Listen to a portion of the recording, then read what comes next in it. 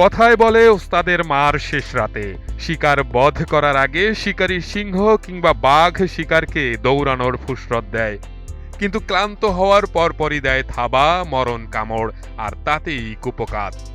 Argentina যেন তেমনই এক শিকারী, শিকারকে নিজেদের নিয়ন্ত্রণে রেখে শেষ রাতে থাবা বসিয়ে কুপোকাত। একটা ম্যাচ বদলে যেতে কত সময় লাগে, কত সময়ের মধ্যে গল্প হঠাৎ নিজেদের স্ক্রিপ্ট ছিঁড়ে নতুন কাহিনী লিখে ফেলে। এবারের বিশ্বকাপে প্রায় সবগুলো ম্যাচের শেষ ১৫ মিনিটে একের পর এক মহাকাব্য রচনা করে এই প্রশ্নের উত্তর দিয়েছে টিম আর্জেন্টিনা।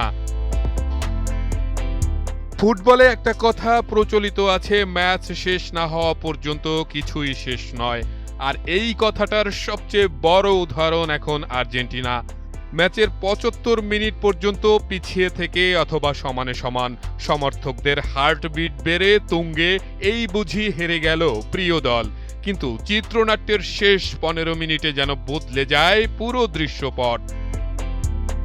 ছাই থেকে উঠে আসা ফিনিক্স পাখির মতো একের পর এক আক্রমণ, মিডফিল্ড থেকে দ্রুত পাস, উইং দিয়ে আক্রমণ, ওভারল্যাপিং রান, বক্সে একাধিক খেলোয়াড়ের উপস্থিতি, সব মিলিয়ে প্রতিপক্ষের ওপর তৈরি হয় প্রচণ্ড চাপ।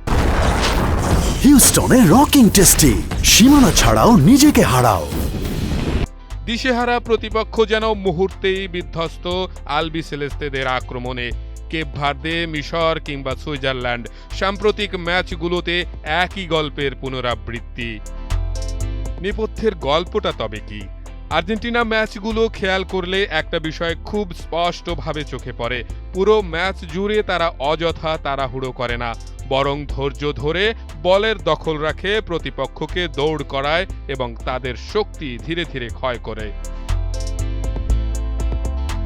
প্রথমার্ধে প্রতিপক্ষ থাকে অনেক বেশি সংগঠিত, সবাই ফিট, সবাই নিজেদের পজিশনে থাকে, কিন্তু সময় যত গড়ায় ক্লান্তি বাড়তে থাকে, আর তখনই আর্জেন্টিনা বাড়িয়ে দেয় খেলার গতি। ৭৫ মিনিটের পর দেখা যায় একেবারে ভিন্ন এক আর্জেন্টিনা, আর এর পেছনে রয়েছে বেশ কয়েকটি বড় কারণ। প্রথমত ফিটনেস। আর্জেন্টিনার খেলোয়াড়রা পুরো ৯০ মিনিট একই ছন্দে খেলতে সক্ষম, ম্যাচের শেষ দিকেও তাদের দৌড়ানোর ক্ষমতা অনেক দলের তুলনায় বেশি থাকে। দ্বিতীয়ত স্কোয়াড ডেপথ। কোচ শেষ ২০-২৫ মিনিট বেঞ্চ থেকে দ্রুত গতির ফ্রেশ খেলোয়াড় নামান, তারা ক্লান্ত ডিফেন্ডারদের বিপক্ষে বাড়তি সুবিধা পেয়ে যায়। তৃতীয়ত কৌশলগত ধৈর্য। আর্জেন্টিনা শুরু থেকেই সর্বশক্তি দিয়ে ঝাঁপিয়ে পড়ে না, তারা প্রতিপক্ষের দুর্বলতা খুঁজে বের করে তারপর সঠিক সময়ে আঘাত হানে।